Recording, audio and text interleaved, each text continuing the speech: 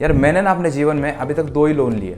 एक तो 15 लाख रुपए का एजुकेशन लोन और दूसरा 5 लाख का पर्सनल लोन। तो जो मेरा 15 लाख का एजुकेशन लोन था वो था 10 सालों के लिए, लेकिन उसको मैंने 4 साल में ही निपटा दिया। और दूसरा जो मेरा 5 लाख रुपए का पर्सनल लोन है वो 4 सालों के लिए था, लेकिन उसको भी मैंने 2.5 साल में निपटा दिया।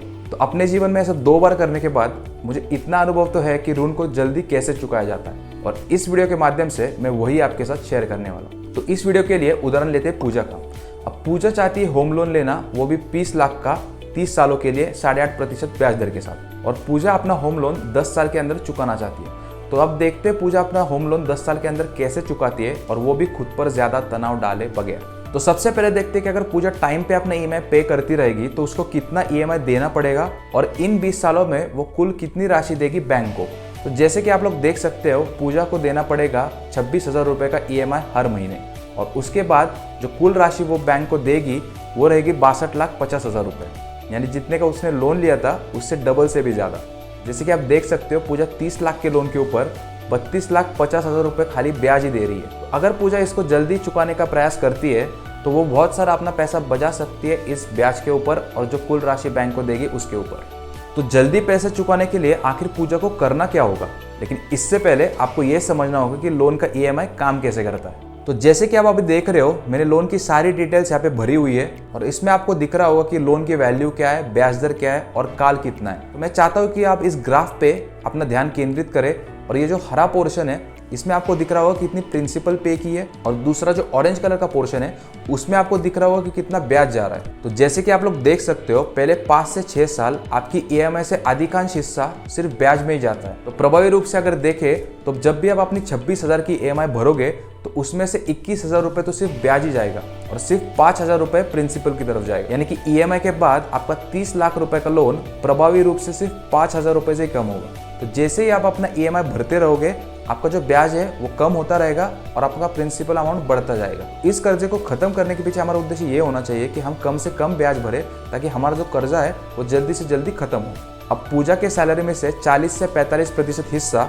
उसकी ईएमआई की तरफ जाता है, तो उसको तो ये संभव नहीं है कि वो अपने ईएमआई को और बढ़ाए, लेकिन अगर आप ऐसा कर सकते हो तो आपको निश्चित रूप से करना चाहिए, क्योंकि अगर आप अपने मासिक ईएमआई को थोड़ा से भी बढ़ाते हो तो आपको बहुत बड़ा फर्क देखने को मिलेगा। तो चलिए मैं आपको समझाता हूँ कैसे। तो मान लो अगर आप अपने ईएमआई में हर महीने 3,000 रुपये भी ज्यादा भरते हो, तो जो आपका लोन 20 साल के लिए था वो कम होके आ जाएगा 15 साल 5 महीनों के ऊपर, और जो कुल राशि आप देने वाले थे 62,50,000 रुपए, वो कम होके आ जाएगी 54 लाख के ऊपर। यानी कि सीधा सीधा आपका 8,50,000 रुपए का फायदा हो जाएगा। अब पूजा के मामले में उसको अपने जॉब से 6 से 8% की बढ़ोतरी हर साल मिलती है, यानी कि जो भी सैलरी उसकी हाथ में आ रही है उससे 3,500 या 4,000 रुपए ज्यादा, और तो और उसको 70 से 80,000 का वार्षिक बोनस भी मिलता है। अब मैं मानता हूँ कि ये नंबर हर किसी के लिए अलग हो सकते हैं, पर हम लोग ऐसा मान के चलते कि अब पूजा हर साल 3,500 रुपए अपने ईएमआई में ज्यादा भरना शुरू कर देती है। तो अगर हम लोग देखें 1 साल के बाद अगर पूजा 3,500 रुपए अपने ईएमआई में ज्यादा भरना शुरू करती है, और हर साल अपने वार्षिक बोनस में से 50,000 रुपए अपने लोन में डालती है, तो जो उसका लोन पहले 20 साल के बाद खत्म होने वाला था वो अब घट के 12 साल में ही खत्म हो जाएगा। और जो पहले वो 62,50,000 रुपए भरने वाली थी वो अब कम होकर रह जाएंगे 48,70,000 रुपए, यानी कि 14 लाख का फायदा।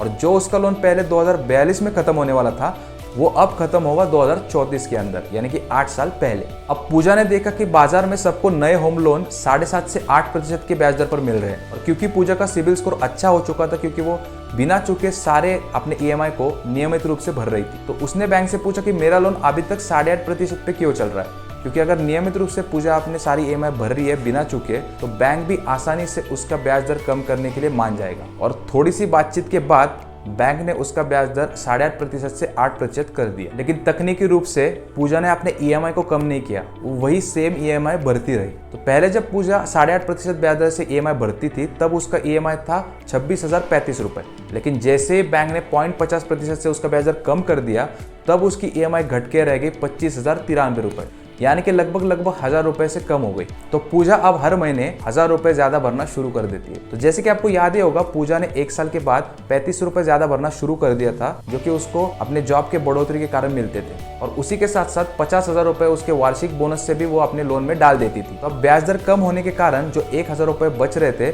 मान लेते वो भी वो इस लोन में डालना शुरू कर देती। तो जो 3500 रुपये वो पहले अपने EMI में ज़्यादा भर रही थी वो अब हो जाएंगे 4500 रुपये। तो जैसे कि आप लोग देख सकते हैं, सिर्फ यही करने से पूजा का जो लोन है वो जून 2034 तक खत्म हो जाएगा, यानी कि 12 साल पहले। लेकिन कहानी यहाँ पर खत्म नहीं होती। मान के चलते कि आगे आने वाले 8 से 10 सालों में पूजा अपने 1 से 2 जॉब बदल देती है, जिसके कारण उसके पास ज़्यादा लिक्विडिटी आएगी।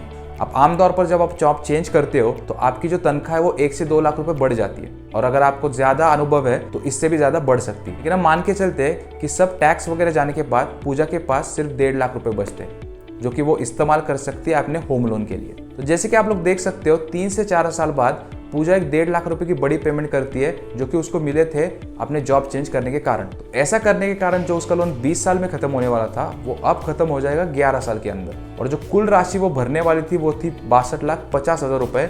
लेकिन ऐसा करने के बाद वो कुल राशि भरेगी 45 लाख रुपए, यानी कि इन छोटे बदलावों के कारण उसको 17 लाख रुपए का मुनाफा हो जाएगा। तो आप भी इन सब चीज़ों का इस्तेमाल करके अपने ऋण को जल्दी चुका सकते हो। लेकिन एक चीज़ आपको समझनी पड़ेगी कि जितना आसानी ये वीडियो में दिख रहा है उतना आसानी है नहीं। आपको आपकी तरफ से ज़्यादा मेहनत लगेगी और आपको एक पूरी योजना बनानी पड़ेगी इसको करने की। तो अगर आपके मन में अभी भी कुछ संकोच है तो आप हमें कमेंट्स में ज़रूर पूछ सकते हो।